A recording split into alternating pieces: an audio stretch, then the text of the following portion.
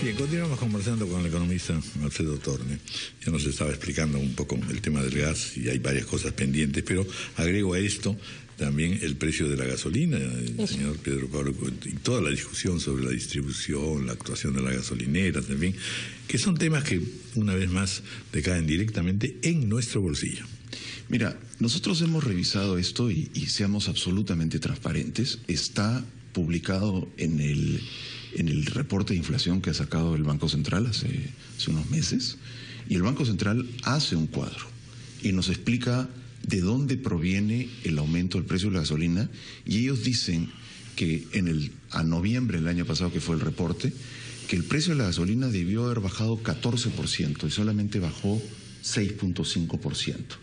Es más, si nosotros llevamos esto a enero, nosotros lo hemos calculado, nosotros pensamos que la gasolina debería estar en 8 soles por galón, no en los 11 que está hoy día del gasol de 90. Yo no entiendo por qué las dos refinerías no transparentan un poco más sus costos y nos dicen por qué es que no pueden llegar a esos precios.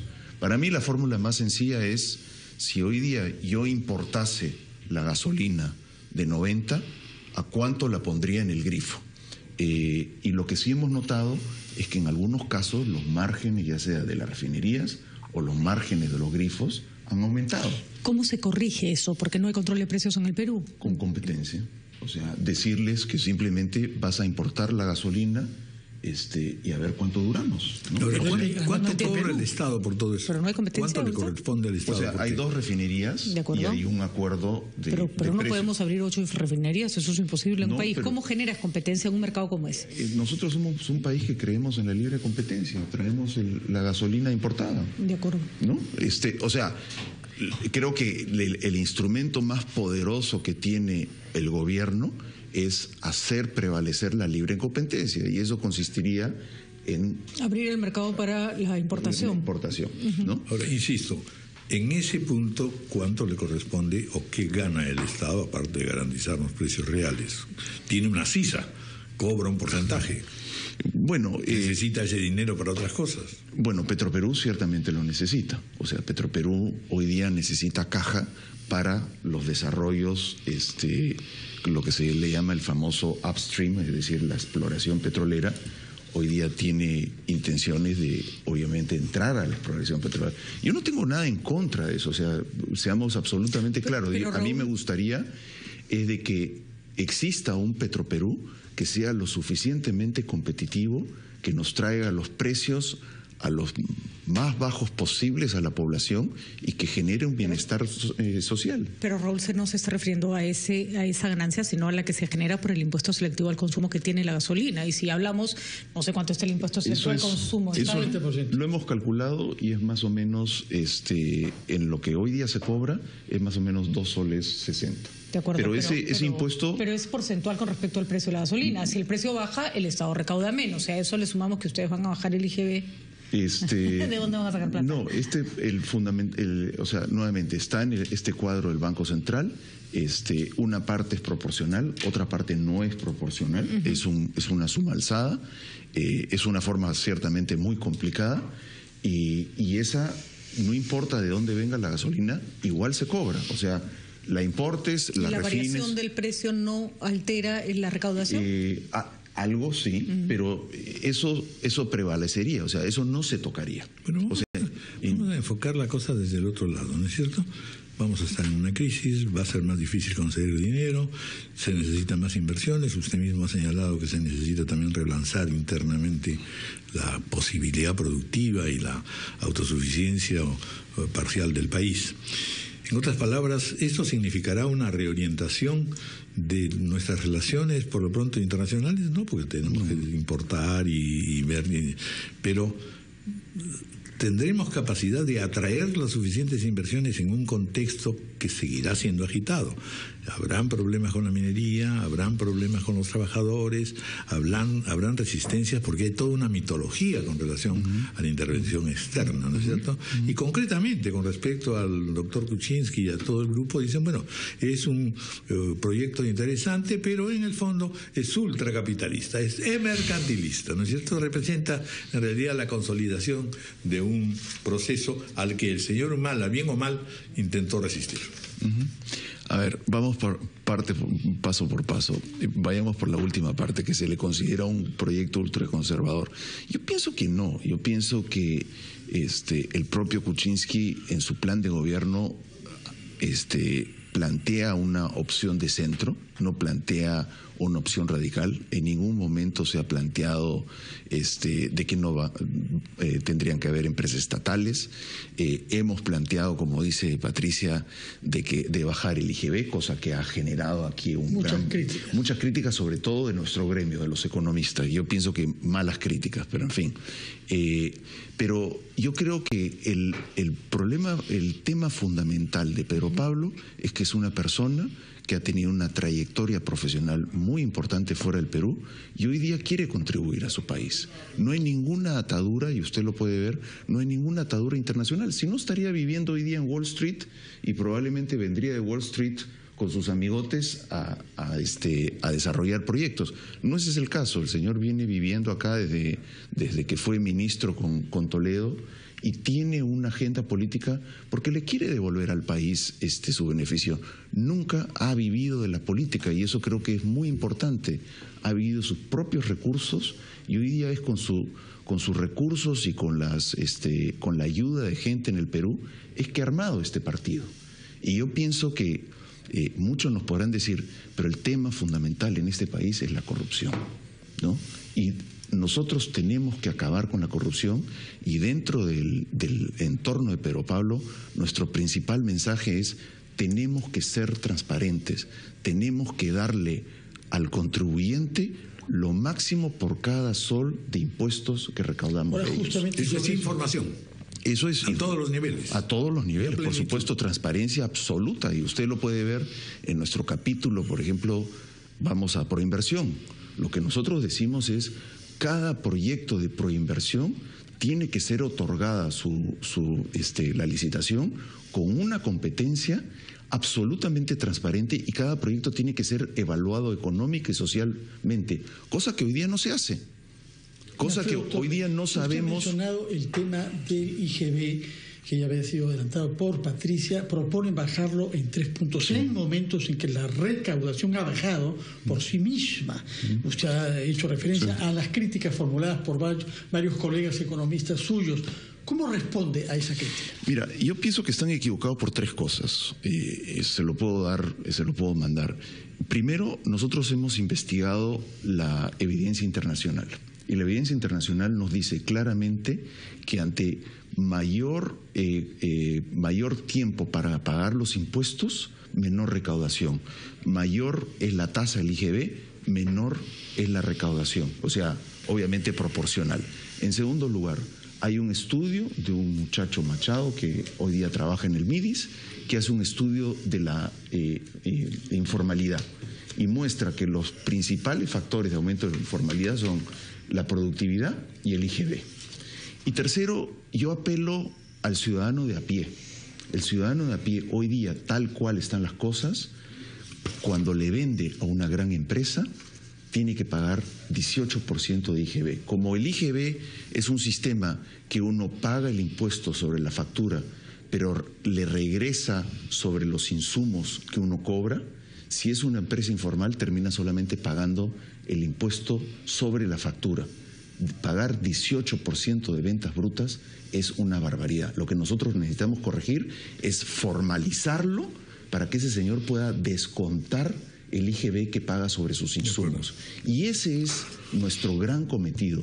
Yo pienso que los economistas hoy día lo que quieren ver es más gasto, más gasto, más gasto, más gasto.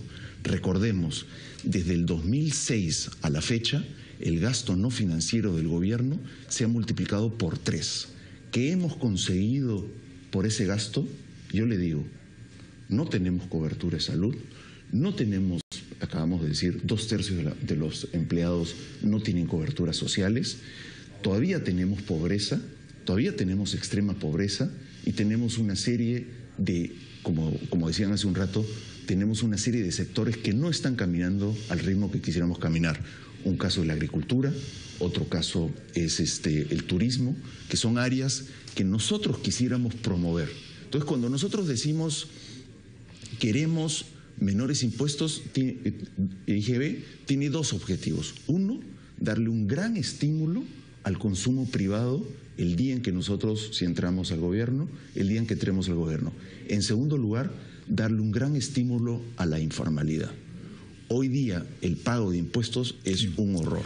En eso hay una coincidencia casi de todos los candidatos, ¿no es cierto? Poder fortalecer definitivamente la disminución de la informalidad. Bueno, el otro tema caliente, por supuesto, es el de las AFPs, ¿no es cierto? Que a todos también, así como el de la gasolina, o en fin, el de la seguridad social, siempre nos trae a colación. ¿Cuál es exactamente lo que se ha dicho? ¿Qué es lo que ha dicho PPK y qué consecuencias y reacciones han habido, que las ha habido ya? No deja de ser novedoso el planteamiento, por eso hacemos una pausa para darle más tiempo. Está con nosotros el economista Alfredo Torne, que es el plan de gobierno del Partido Peruanos por el Cambio, que preside Pedro Pablo Kuczynski. Bienvenido, gracias por estar con nosotros. Muchas gracias, Raúl. Muchas gracias, Fernando. A lo largo de todo enero hemos estado viendo con toda claridad que, no obstante que por supuesto el tema policial, el tema de seguridad, el tema de corrupción son temas centrales que también tienen que ser abordados y con integridad y con inteligencia, tanto por las noticias internacionales como por las propias circunstancias locales, el tema de la economía es el más fuerte y el que va a ser dominante, porque además la población se va dando cuenta que las cosas ya no son tan rosaditas como en el pasado. Lo complicado, me imagino yo, para los candidatos es poder ser, por un lado, orgánicos y, en segundo lugar, haber estudiado previamente qué probabilidades tenemos de saber qué es lo que se hereda. Nosotros hemos tenido aquí a varios dirigentes de la actual administración y también les preguntaba lo mismo, es decir, ¿están ustedes preparando toda la información suficiente para saber, para que sepan los candidatos qué es lo que reciben? Y no como muchas veces en que, ¿no?, el que venga atrás que arree si en el fondo eso se ha producido o no, o está por producirse. Porque sin esos datos se puede todavía decir muchas cosas y no poderlas realizar. Y la segunda cosa que también resulta siendo clara es que si el gobierno que gana las elecciones, si el partido que gana las elecciones tiene o no imaginado un plan de emergencia de cuando menos los clásicos 100 días o por lo menos los primeros 4 meses. Las dos cosas me gustaría que nos dé usted esa información. ¿Tienen la suficiente información sobre lo que viene ocurriendo desde la perspectiva, en realidad, del Estado? Y, en segundo lugar, si, en efecto, están elaborando este plan de emergencia, sobre el cual, obviamente, por lo mismo el término emergencia, muchas cosas no se podrán decir. Pero, en fin, las líneas generales. Bienvenido. Mira, con respecto a lo primero, afortunadamente hay una serie de información pública, sobre todo la información que nosotros los economistas manejamos, ¿no? La información más global. Gino Costa. Y podríamos decir que hay una transparencia por parte. Mira, depende hasta qué nivel quieras llegar, ¿no? O sea, por ejemplo, hay ciertos contratos que no son tan públicos y no son tan transparentes. Por ejemplo, ¿qué pasa con el gasoducto del Sur? ¿Qué pasa hoy día con Talara? En fin, ¿qué pasa con otros contratos que nosotros hemos sido muy críticos porque pensamos que fueron otorgados con un solo postor? Hoy día los dos tienen problemas, no sabemos la magnitud de los problemas. Tuvimos una entrevista hace ya unos meses con Pedro Cateriano y con Alonso Segura, y nosotros le manifestamos nuestro deseo que si fuésemos nosotros a hacer este gobierno, que por favor los dejen, sobre todo la adenda, si hubiese una adenda, que la dejen transparente, firmada, y lo que nos respondieron es que probablemente no iban a firmar la adenda de ninguno de los dos contratos, ¿no? A mí me parece que esto es muy serio, porque estos son contratos que se hicieron en esta administración y creo que los pobladores de Talara están esperando que ese contrato se lleve a cabo, lo mismo con respecto al gasoducto del Sur. Pero hay una serie de otras cosas que tampoco nosotros no controlamos, por ejemplo, el tema del gasto militar. O sea, que siempre hay un cierto secretismo. Hay un cierto hermetismo ahí, lo comprendemos, pero creo que en algún momento la administración tendría que transparentar eso, ¿no? Pero en fin, yo pienso que hoy día no son cosas que nosotros necesitamos para pasar a su segunda pregunta, para hacer un plan de emergencia. ¿Que tenemos un plan de emergencia? Sí, tenemos un plan de emergencia. Pero tengo que confesarle a ustedes, es que a mí sí me preocupa mucho la situación de esta economía. O sea, creo que la situación internacional se ha venido deteriorando gravemente. Hoy día China está tratando de evaluar el yuan, o al menos ellos lo que dicen es que quieren cambiar la canasta. Estaba atado al dólar y quieren atarlo a una canasta de monedas, lo cual significa que nosotros perderíamos competitividad, ¿no? Y hay que ver qué es lo que se puede hacer frente a eso. El precio del cobre está más o menos a $200 la libra. Nosotros somos rentables hasta más o menos 110 por ahí, pero los chilenos ya no son rentables. El precio del petróleo, ya los mexicanos están casi en el borde, los ingleses salieron, los brasileros salieron. Entonces estamos en una situación donde si realmente queremos crecer, necesitamos prender los motores internos. Y solamente les dejo una nota. El Banco Central, en su informe de inflación, llega a un estimado de que la política fiscal ha sido contractiva, fue contractiva en el 2015, a pesar de que aumentamos el déficit fiscal en 2%. Yo tengo muchos años de revisar presupuestos. Nunca he visto cosa parecida de que un país aumente el déficit fiscal, sin embargo, el efecto fiscal sea contractivo. Es decir, no salieron los proyectos de inversión. Según el Banco Central, cayó la inversión pública casi 14%. Pero estas son cosas que nosotros no podemos repetir. O sea, son cosas muy delicadas. Es un error de política y sobre las cuales, en definitiva, tampoco se puede ser, digamos, demasiado iluso. Tiene que decirse las cosas con toda franqueza. Exacto, sí. Y la gente tiene que estar enterada, porque después, cuando se apliquen las cosas o las medidas correctivas, vamos a recibir, en términos de ciudadanía o de gente, no digo que golpes, pero sí llamadas de atención y seguramente correctivos que concretamente en los bolsillos redundan ¿en qué? O sea, esto tiene que redundar en beneficios. Nosotros lo hemos dicho, tenemos en el plan de gobierno una serie de capítulos donde nuestro principal objetivo es que cualquier beneficio económico se traslade en beneficios tangibles a la población, ¿no? Nosotros tenemos un resumen ejecutivo, que estoy seguro que lo han llegado, que tenemos un componente de inversión social donde hablamos del agua. Pedro Pablo ha sido muy vocal en eso. El seguro de desempleo, el tema de las pensiones, hablamos de un seguro de vivienda, hablamos de la universalización de la salud.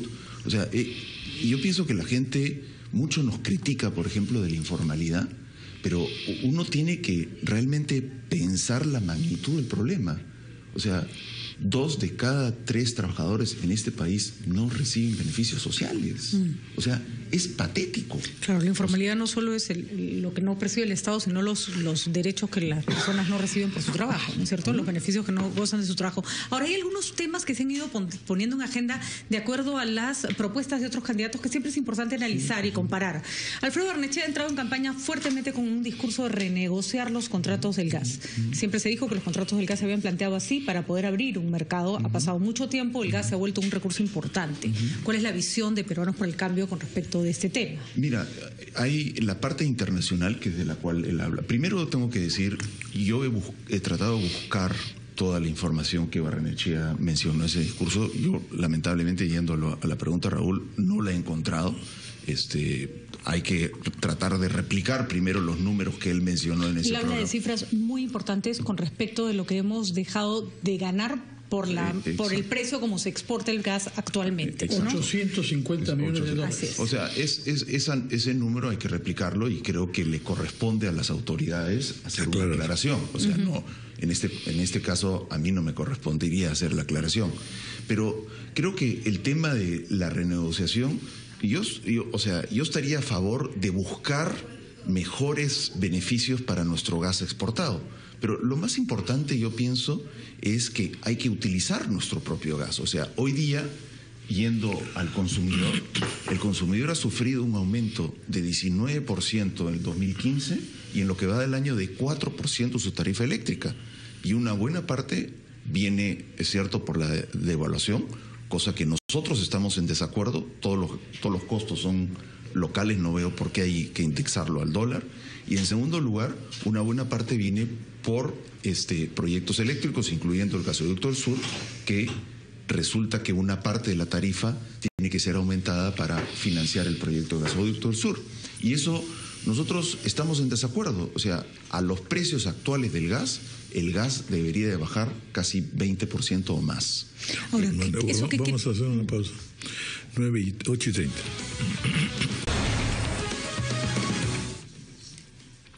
Las AFPs. Las AFPs, el sueño de la vivienda, etcétera.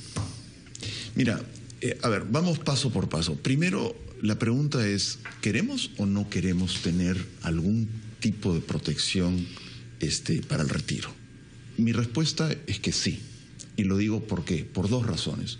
Uno, es que sabemos que todos los países que no han tenido protección por el retiro han tenido problemas fiscales muy serios. Lo estamos viendo en Brasil, lo estamos viendo en Europa, donde las pensiones simplemente pueden llegar 30-40% del presupuesto y, seamos sinceros, una vez que entran al presupuesto no se pueden tocar. Hoy día lo estamos viendo muy cerca de Brasil. México también tiene el problema. Hoy día nosotros tenemos una población, nosotros los economistas le llamamos la tasa de dependencia, es decir, cuántos retirados hay por activos. Nosotros tenemos 10%, un país como Brasil tiene 20% y Europa, que es más vieja, mucho más. Segundo lugar, muy importante, productividad. El hecho de no tener una seguro, o sea, una pensión, significa que nuestro trabajador termina trabajando más de los 65 años. De acuerdo, pero la pregunta que creo que queda claro que se necesita un sistema es, ¿este sistema es el que necesitamos? Yo pienso que estamos, no este sistema, pero tenemos que hacer acomodos. O sea, lo que no podemos hacer es tirar el sistema por la borda. Sacar el 95% de las pensiones, las personas que cumplen 65 años, ¿es tirar el sistema por la borda? Yo creo que sí. O sea, yo creo que ¿Pero qué hacemos? Porque si Pepe Casals le eligió, se va a encontrar con esa ley aprobada. Veremos, ¿Va a dar marcha atrás? O sea, todavía la ley veremos la fuerza en el Congreso. Todavía no ha sido aprobada. Esa ley es más segura que mañana sale el sol. La van a aprobar apenas puedan. Bueno, veamos. Yo cruzo mis dedos de que no sea aprobada. O sea, pero en fin, vayamos al sistema que nosotros quisiéramos promover. Es un sistema que tiene un componente social, que es pensión 65, y un componente voluntario que se puede hacer ONP o el sistema privado. Para nosotros es independiente, los dos deberían de funcionar. Dentro del sistema, el sistema de la ONP y el privado, lo que nosotros decimos es que tiene que haber una pensión mínima. Hoy día solamente la ONP tiene pensión mínima, que de hecho fue impuesta por el propio Pedro Pablo. Lo que nosotros decimos es que hay que extender ese beneficio al sistema privado, ¿no? Y eso liberaliza los fondos de quienes, por ejemplo, si yo he aportado una cantidad de dinero a mi fondo personal y quiero solo tener la pensión mínima, ¿podría tener libre disponibilidad del resto de dinero? Nosotros estamos llegando a una fórmula que podría ser eso. ¿Qué es lo que estamos diciendo? Lo que estamos diciendo es, dentro del componente privado, si es que la AFP, por alguna razón, no llega a garantizar la pensión mínima, el Estado se la pagaría, lo cual significa que el Estado se tiene que asegurar que todas las AFPs función compensatoria, ¿no es cierto? Por encima de esa pensión mínima. Segundo lugar, hay que bajar las comisiones. Hay un mecanismo, tiene que ser consensuado, pero nosotros pensamos que esas comisiones podemos bajarlas hasta casi al 1%. Tercer lugar, hay que darle disponibilidad al afiliado de su dinero. ¿Cómo podemos hacer eso? Sin llegar a este 95%. Sin llegar a este 95%. Permitirles a los afiliados utilizar hasta el 20% de su pensión para obtener un crédito de cualquier institución bancaria que ellos elijan, ¿no? Y el último es que hay que fortalecer el componente voluntario. El componente voluntario hoy día prácticamente está cerrado, y lo que hay que hacer es que tiene que haber una parte que sea obligatoria, pero una gran parte que sea voluntaria, y para eso lo que nosotros estamos proponiendo, está en el plan de gobierno, es un beneficio tributario, de tal manera de que uno le puede pedir a su empleador en su ingreso bruto, es decir, antes de pagar impuestos, contribuir, ya sea fondos pensiones, depósitos de ahorro, donde uno quiera, contribuir una parte de su ingreso, y después hacer el cálculo del impuesto a la renta. Este componente de ahorro pagaría impuestos en el momento en que se retira, pero ese componente de ahorro sería totalmente voluntario. ¿Qué es lo que obtenemos? Es que en la vida activa uno tiene una tasa impositiva mucho más alta que el momento de su retiro. Entonces, si esto funciona bien, en el retiro pagaríamos un impuesto a la renta mucho más bajo, estimularíamos el ahorro voluntario, la gente haría lo que quiera con su dinero. Si el mototaxista quiere retirar su dinero para comprarse una mototaxi, pues en buena hora. Y el último componente es algo del que hablamos en el programa de plan de gobierno, es un fondo voluntario de vivienda. Hoy día no existe la provisión de vivienda y necesitamos fortalecerla. Nosotros hemos hablado algo de esto, pero lo más importante es que este aporte voluntario sea un aporte del empleador a un fondo de vivienda del trabajador, nuevamente antes de impuestos, cosa que el empleado puede utilizar este fondo para comprarse una casa poniendo una cuota inicial sobre su casa. Hoy día hay que recordar que el financiamiento de vivienda es todo crédito. No conozco un sistema que solamente pueda dar hipotecas que sean 100% el valor de la hipoteca. Los que yo he conocido en mi época del Banco Mundial y en JP Morgan, todos quebraron. Con la subida de tasas de la Reserva Federal, estamos frente a una situación que un sistema 100% apalancado puede realmente quitarle la casa a mucha gente, ¿no? Hay otro punto controvertido en todas las campañas, pero la suya en particular, que es el salario mínimo. Y una vez más, la mayor parte de sus colegas economistas están contra el aumento que ustedes proponen de 100 soles, ¿no? Sí. De 750 a 850. ¿Qué argumentos da usted para defender esa posición contra sus colegas? Mira, yo pienso que ellos piensan que esto va a tener un efecto en contra de nuestro objetivo principal, que es la formalización, ¿no? Y efectivamente algún efecto tendrá, pero lo que nosotros tenemos es que tenemos una gran batería a favor de la formalización, pero estamos diciendo necesitamos que el salario mínimo lleve cierta correspondencia con la productividad de la economía. Y nosotros calculamos la productividad de la economía como el PBI per cápita. Entonces lo que nosotros decimos, y lo presentó Pedro Pablo en el CADE, es que esa relación de remuneración mínima vital con respecto al PBI per cápita ha venido decayendo. Y eso no puede suceder, tiene que subir.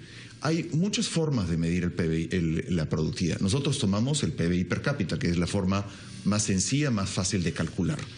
Lo que nuestros amigos economistas no han podido rebatir es que exista una relación entre el salario mínimo y la productividad. Ellos se enredan y dicen, uno de una consultora nos dice que deberíamos de poner un salario mínimo diferenciado, es decir, un salario para las formales y otro para las informales. Yo les respondo, nosotros no controlamos el salario de los informales, es por definición. Yo pienso que si es que hacemos que la economía crezca, si hacemos que generemos bienestar, este aumento de 100 soles simplemente se va a quedar corto. Pero lo más importante es que tenemos que reconocer que los beneficios del crecimiento tienen que llegar a la población como un todo.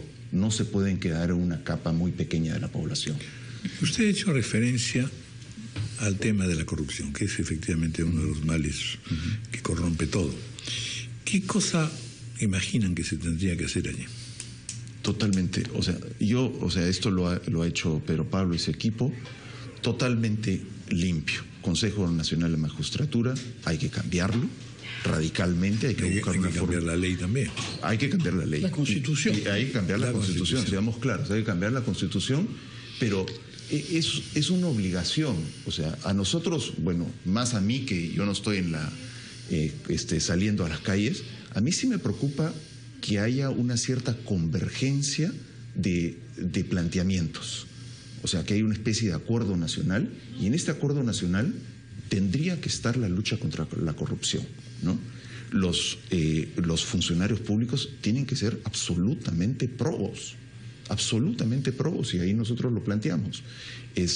Los jueces tienen que ser absolutamente probos. O sea, hoy día, y nosotros los economistas también, siempre nos olvidamos del tema del Estado de Derecho, o lo que le llaman en Estados Unidos el rule of law, y siempre pensamos en las otras reformas, pero lo que significa en términos de transparencia para la economía, lo que significa en términos de que todos seamos iguales ante la ley, de que hayan servidores públicos que sean probos y que simplemente no estén metidos en escándalos de corrupción, eso le genera a la economía una gran predictibilidad que hoy día no la tenemos. Pero hay dos tipos de corrupción. La evidente, el que roba groseramente y se va preso porque se le nota demasiado rápido. Y esta que es justamente que el Estado no funciona igual para todo el mundo. Entonces se plantea una licitación y no la gana pues la mejor opción, sino el que tiene su amarre adentro. Y vamos, Brasil es el perfecto ejemplo de cómo puedes hacer que un sistema esté funcionando aparentemente y por debajo eso está todo amarrado. Está funcionando también. Y mucho mejor para unos que para otros, por cierto. ¿Cómo se resuelve eso? Porque, ojo, PPK es una persona que además ha tenido relaciones y muy buenas relaciones con el mundo empresarial. Ese mismo mundo empresarial que después se queja si les cambian la regla de juego. Vamos, hay muchas cosas en el Perú que funcionan para beneficiar no necesariamente a las mayorías y que se traducen en contratos extrañísimos como que el precio de la luz está indexado al dólar y que nadie entiende cómo llegaron esas cláusulas ahí. Mira, yo pienso... Y esto, hay dos países que están en este proceso, uno es México y otro es Brasil. Esto no es una reforma de un día para otro. Por eso digo que esto tiene que estar dentro del acuerdo nacional. O sea, esto es una reforma que a mí me encantaría que hubiese un llamado a todos los partidos políticos y todos se pusiesen de acuerdo en lo básico. Porque cualquier cambio, por más pequeño que ese sea, va a generar un gran impacto a futuro. Y como dice Patricia, primero hay que establecer el principio de que todos somos iguales ante la ley. Eso tiene que prevalecer en todo momento. En segundo lugar, tiene que prevalecer la transparencia del empleador público. Y no solamente digo el empleador que está en el MEF, sino es el que está hasta en las municipalidades, ¿no? Porque obviamente les pagamos mal, no son trabajadores de servicio civil de carrera, entonces obviamente el político mete a su gente y su gente piensa que esto es una gran preventa para beneficiarse personalmente. Muy bien, desgraciadamente el tiempo nos ha ganado, doctor Alfredo Torne, porque tenemos ya el programa, los candidatos presidenciales ante la corrupción, precisamente. Bueno, es la primera conversación que se va a iniciar hoy día dentro de breves minutos. Muchas gracias y continuaremos, por supuesto. Muchas gracias a ustedes, muchas gracias, Raúl. Gracias, Fernando. 9:02 de la mañana, una pausa.